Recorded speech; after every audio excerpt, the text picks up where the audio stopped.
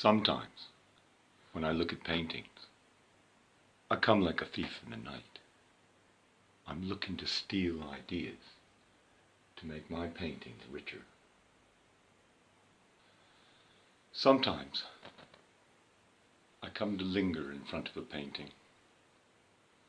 There's something about it that resonates in me.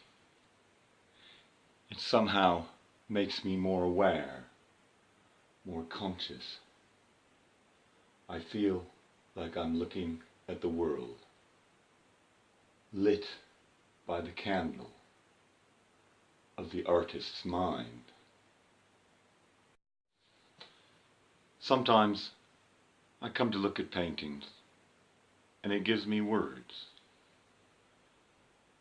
And I don't really mind, because it seems to me that talking about art widens its possibilities, makes us think of something else, makes us learn how to like things that at first we didn't even understand.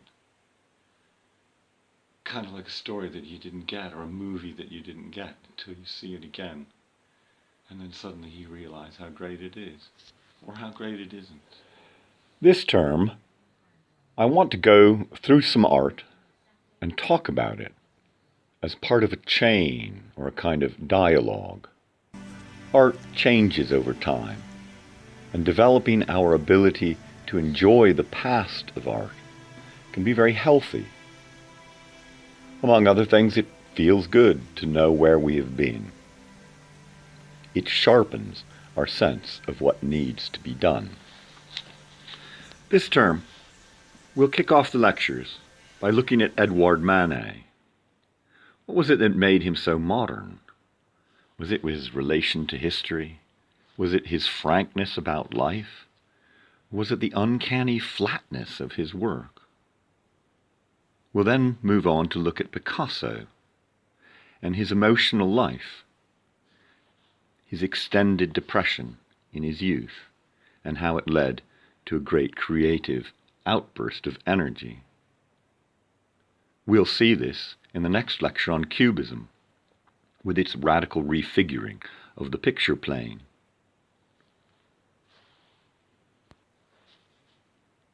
The way he experiments with the visual and the textual parts of the mind. We'll then have a lecture on Marcel Duchamp and his aristocratic sense of humor, his way of rethinking the creative act and its relationship to reality in the ready-made. We'll then jump ahead to abstract art and its search for a unity of artistic form and content.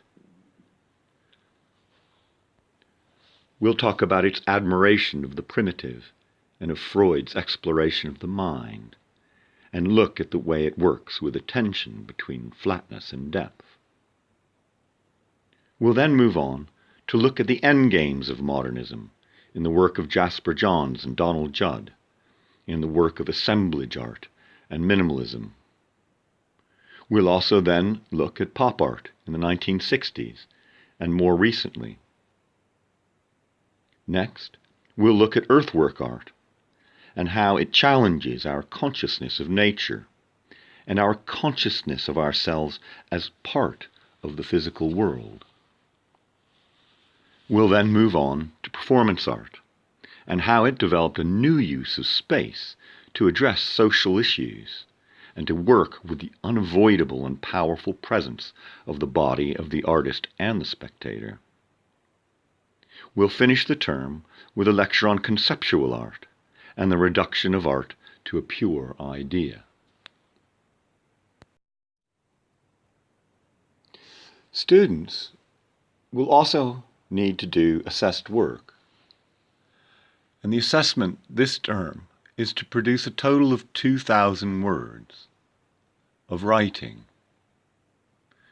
You'll do this through a series of 5 short pieces you'll be expected to write during this term. You will have your own journal page on Nile, which will only be available to you and your marking tutor. The expectation is that for 5 of the term's taught sessions, You will write a critical response of approximately 400 words. Each written entry will reflect upon and discuss the content of that taught session. You'll submit this work electronically through Nile, and I will be giving you feedback provisionally in November for a submission that will come after Christmas in January. So, I can't see you today, but I will see you next Friday at 10 a.m. in the same place. Bring your notebook, bring your sketchbook, bring them both. Bring your sense of humor and your wit. See this term as a chance to improve your knowledge of art, to improve your vocabulary. See this term as a chance to improve your eye, as a source of slow looking and thinking. Start thinking now about how you want to talk about the art that inspires you and the art that doesn't. Steal some ideas if you like. But give back too.